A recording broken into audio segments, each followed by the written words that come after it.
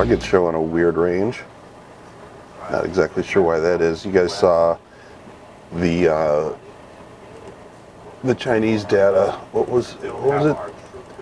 Basically, you know, their Singles Day, which is kind of like their Black Monday. They had,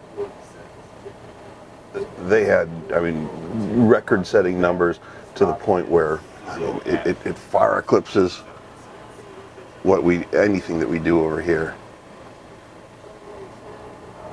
All right, EA showing a little bit of weakness. I think we can kind of pull some stuff in here for gaps.